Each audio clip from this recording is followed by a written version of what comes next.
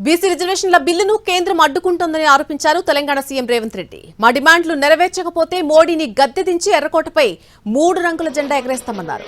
BC రిజర్వేషన్ల bill ఆమోదానికి రాష్ట్ర బీజేపీ నేతలు ఎందుకు కృషి చేయడం లేదని ప్రశ్నించిన రేవంత్ రెడ్డి బీఆర్ఎస్ నేతలపైన ఘాటు వ్యాఖ్యలు చేశారు.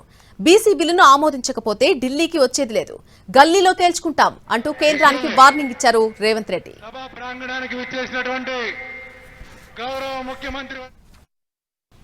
సందేశాన్ని పుచ్చుకొని తెలంగాణ రాష్ట్రంలో జనగణనలో కుల గణన చేయడమే కాదు 42% రిజర్వేషన్లు పెంచాలి అని చట్టాన్ని చేసి ఢిల్లీకి సవాలు విసిరినాం. మన పోటీ మన సవాలు ఢిల్లీ మీద, నరేంద్ర మోడీ మీద, భారత ప్రభుత్వం మీద మనం సవాలు విసురుతున్నాం. నరేంద్ర మోడీ గారు ఎన్డీఏ ప్రభుత్వానికి జంతర్ మంతర్ చౌరస్తా నుంచి నేను సూటిగా సవాలు విసురుతున్నా. ఇవాళ నరేంద్ర మోడీ గారు మన బద్ధ శత్రు, మన బలహీన వర్గాలకు న్యాయం చెయ్యాలన్న ఆలోచన ఆయనకు లేదు. ఆయన ఆలోచనలు ఎట్లా ఉన్నా సరే ఆయన మోచేతి నీళ్లు తాగే కిషన్ రెడ్డికి, రామచంద్రరావుకు, బండి సంజయ్కి ఏమైంది? పొయ్యకాలం వచ్చిందా అని నేను అడుగుతున్నా. మళ్ళా రారా మీరు తెలంగాణకు, మళ్ళీ అడగరా ఓట్లు తెలంగాణలో బలహీన వర్గాలకు, మళ్ళా రారా దళిత కాలనీలకు, మళ్ళా కలవరా ఆదివాసీలను. తెలంగాణ రాష్ట్ర ప్రజలతో మీ అవసరం తీరిపోయిందా? మీ బంధం తెగిపోయిందా? పేరు బంధం తెగిపోయిన తెలంగాణ రాష్ట్ర సమితి మీ పేగు బంధం కూడా తెలంగాణతో తెగిపోయిందా? మీరెందుకు మోడీతో అంటగాగుతున్నారు?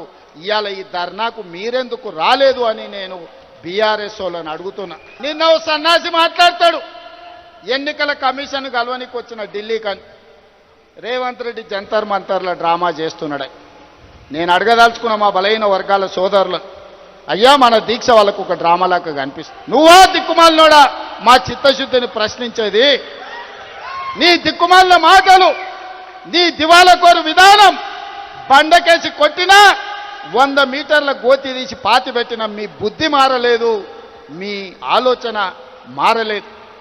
అందుకే ఇవాళ మీ ఇంట్లోనే చక్కగా లేరు. ఒకరు బీసీకి అనుకూలం అంటే ఇంకొకరు వ్యతిరేకం అంటారు, మూడోగా ఆయన మధ్యస్థం అంటారు. నేను అటు కాదు, నేను ఇటు కాదు అంటాడు ఈయన. ఈ అటు ఇటు కానోడు కూడా నా గురించి మాట్లాడతాడు. మోడీ గారు మీకున్న మార్గం ఒక్కటే, అయితే మా బిల్లులు ఆమోదించండి, మా బలహీన వర్గాలకు 42% రిజర్వేషన్లు ఇవ్వండి. గద్దె మీద ఉంటే 42% ఇవ్వాల్సిందే. నువ్వు 42% ఇవ్వకపోతే గద్దె మీద నుంచి మేము దించుతాం, 42% రిజర్వేషన్ సాధించుకుంటాం. దేశానికి నాయకత్వం వహిస్తున్న రాహుల్ గాంధీ గారు ఇవాళ కులగణన చెయ్యాలి, ఓబీసీ రిజర్వేషన్లు చెయ్యాలని కంకణ బద్దుడై ఈరోజు రాహుల్ గాంధీ గారు బయలుదేరి